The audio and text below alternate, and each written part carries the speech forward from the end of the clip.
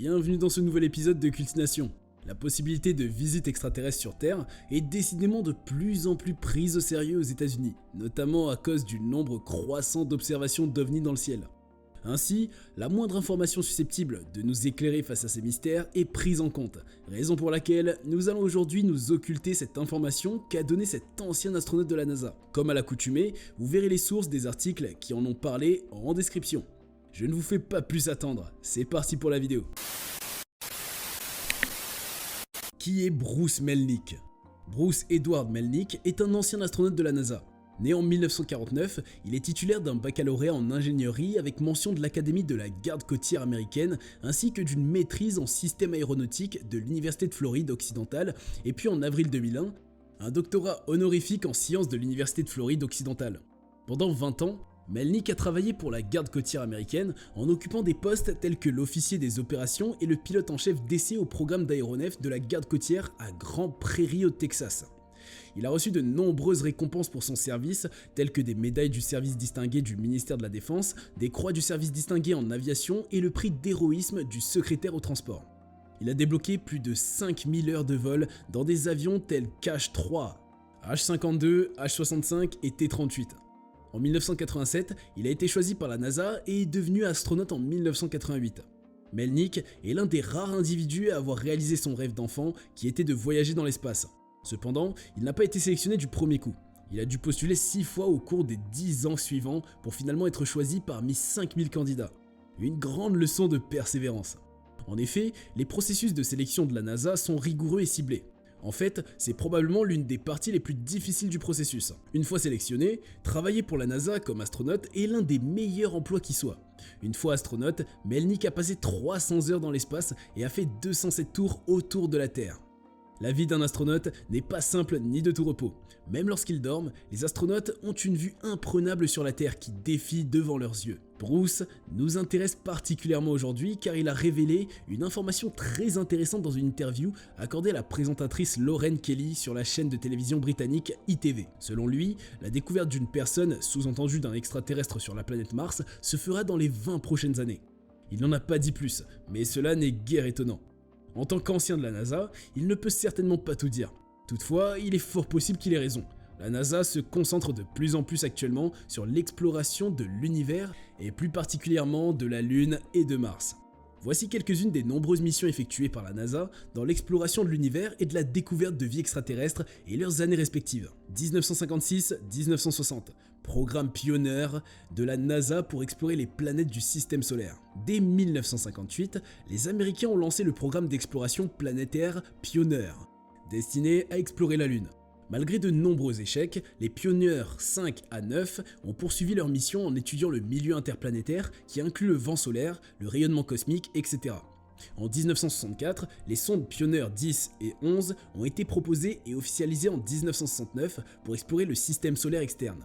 Ces sondes historiques, les Pioneer 10 et 11, ont effectué des survols de Jupiter et Saturne avec le défi supplémentaire de traverser la ceinture d'astéroïdes qui inquiétait les spécialistes. Les sondes Pioneer 10 et 11 ont été construites par la marque TRW, spécialiste dans la fabrication de systèmes automobiles pour la NASA, et ont une structure différente des sondes précédentes pour faciliter leur mission.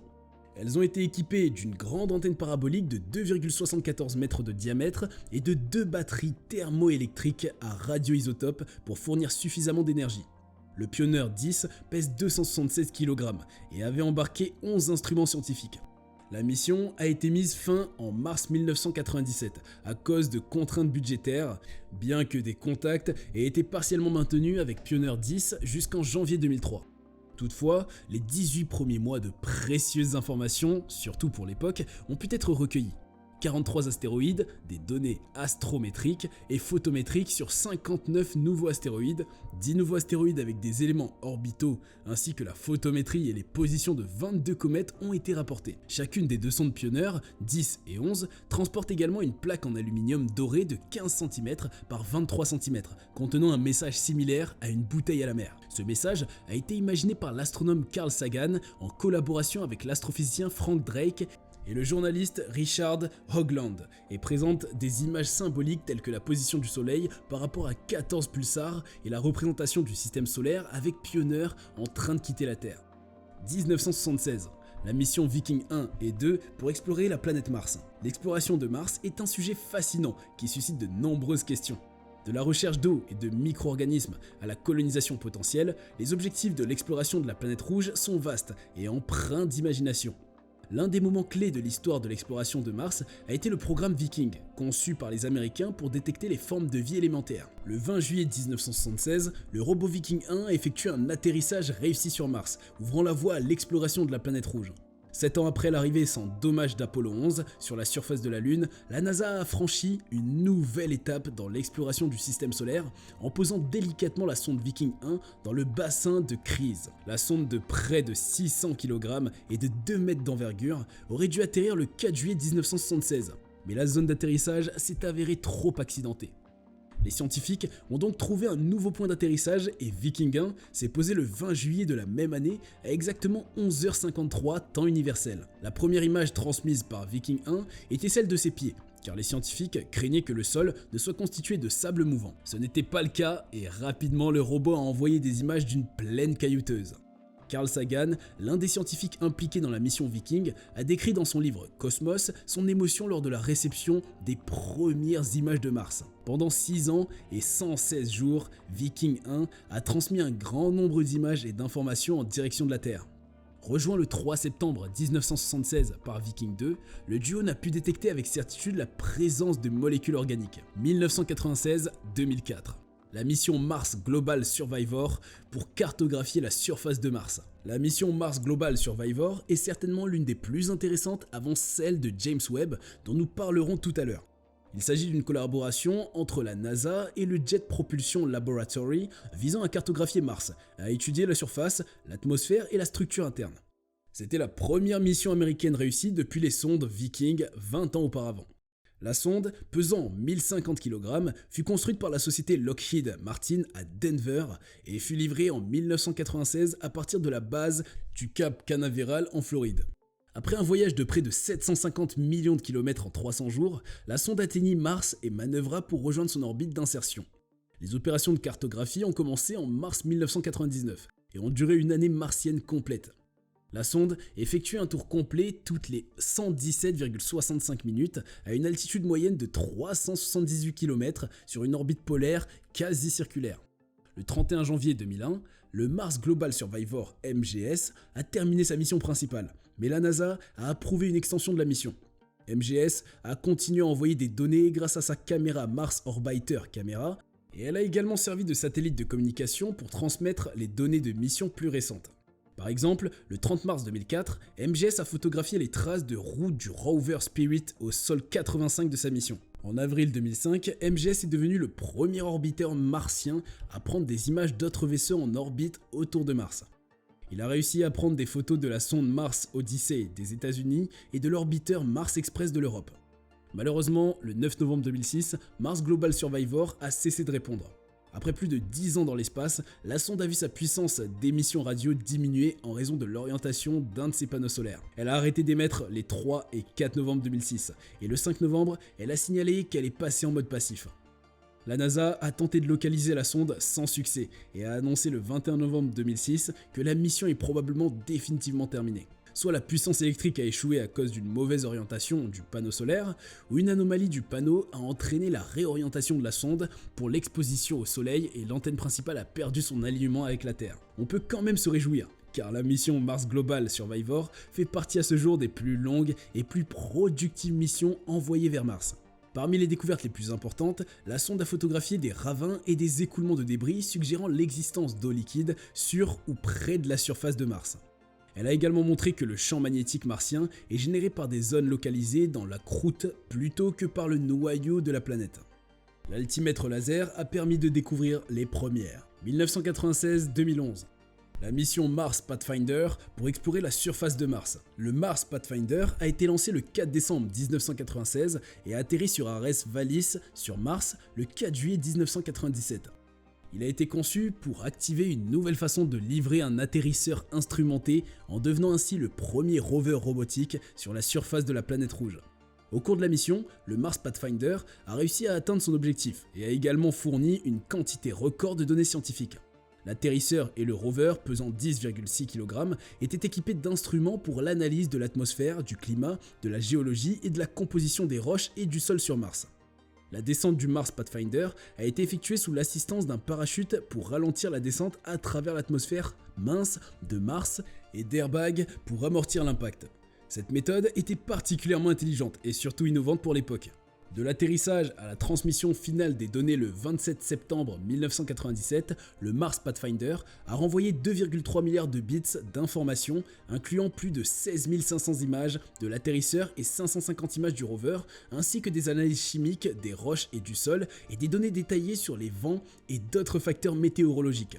Les observations de l'atterrisseur et du rover ont prouvé que Mars était à un moment chaud et humide dans le passé.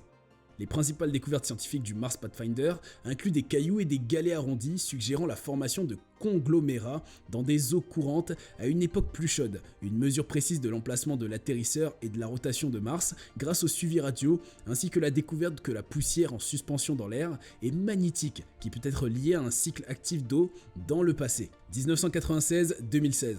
La mission Mars Odyssey pour étudier l'environnement de Mars. La mission 2001 Mars Odyssey de la NASA est un vaisseau spatial en orbite autour de la planète Mars. La sonde utilise des spectromètres et l'imagerie pour détecter une éventuelle présence d'eau sur la surface de Mars ainsi qu'une éventuelle activité volcanique. Cela permettra de savoir si Mars a favorisé des conditions propices à la vie. La sonde sert également de relais de communication entre les robots de la mission Mars Exploration Rover et la Terre. Lancé le 7 avril 2001 depuis Cap Canaveral en Floride par une fusée Delta II, Odyssey a atteint Mars le 24 octobre 2001. Développé par la NASA et assemblé par Lockheed Martin, le coût total de la mission s'élève à la somme faramineuse de 297 millions de dollars. Odyssey s'est inséré en orbite grâce à la technique de freinage atmosphérique qui consiste à se frotter aux hautes couches de l'atmosphère martienne pour se rapprocher graduellement de Mars au fil des orbites, ce qui a bien sûr facilité son atterrissage réussi. La phase de freinage atmosphérique s'est achevée en janvier et la mission scientifique a débuté le 19 février 2002. Les résultats obtenus de la mission Mars Odyssey ont aidé à planifier les missions futures et ont été ajoutés aux connaissances sur les possibilités d'existence de la vie passée ou présente sur Mars. 2008-2018. La mission Phoenix Mars Lander pour explorer les pôles de Mars.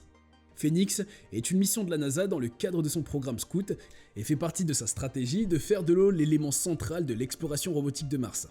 La mission Phoenix a réussi à atterrir sur Mars le 26 mai 2008, à 1h53, heure française dans la région de Vastitas Borealis, près de la calotte polaire nord, où de vastes stocks de glace ont été détectés sous la surface. La mission était initialement prévue pour durer 3 mois.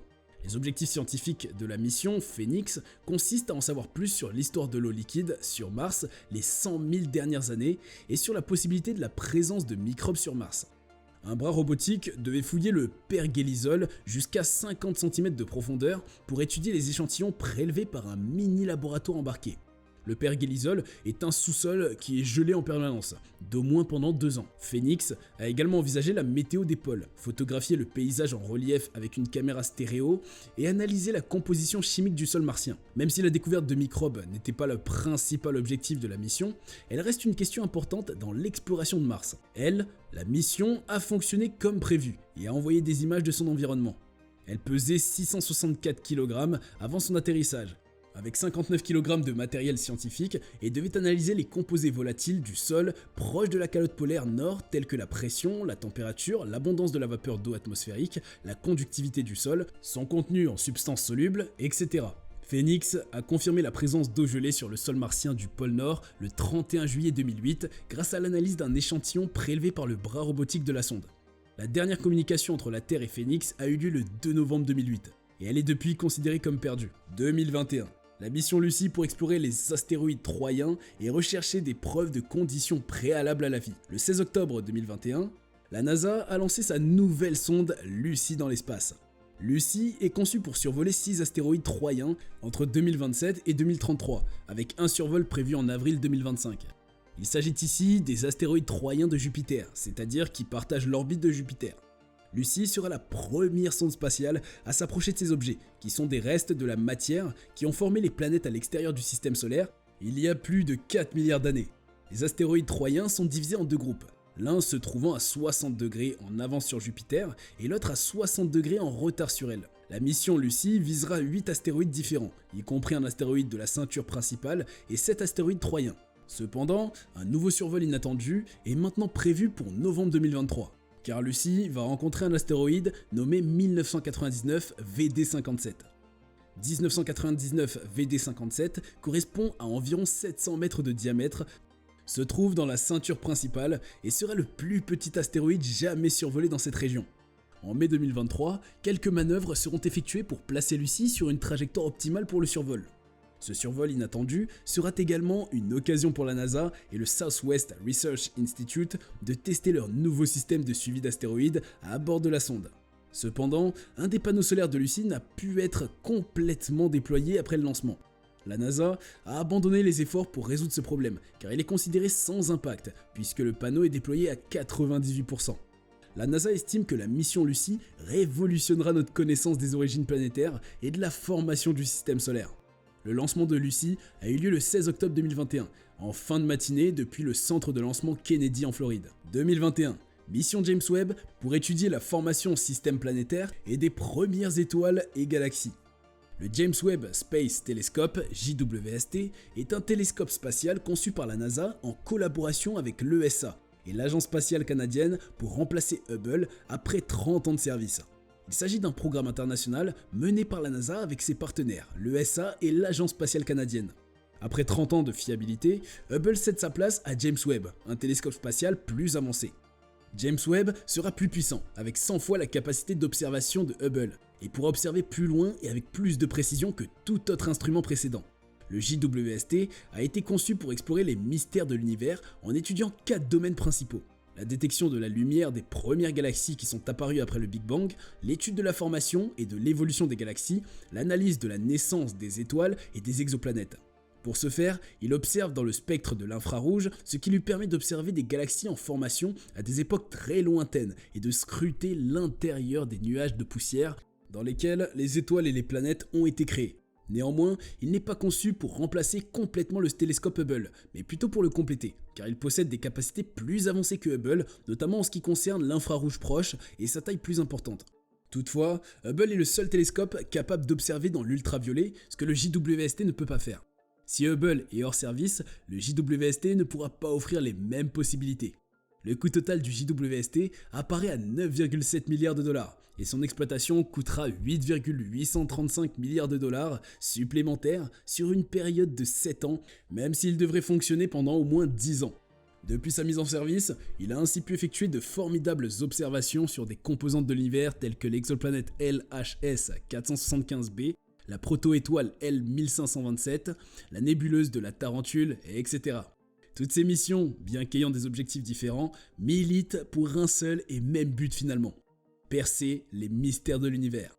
Et avec le progrès technologique qui ne cesse d'évoluer, la NASA n'est pas prête de s'arrêter. Nous voici à la fin de la vidéo. N'hésitez pas à nous faire savoir en commentaire les prochaines découvertes les plus folles que vous espérez voir faire la NASA, et surtout n'oubliez pas de nous laisser un pouce vers le haut et de vous abonner si ce n'est pas déjà fait. Merci beaucoup et à très bientôt pour une nouvelle vidéo sur Cultination.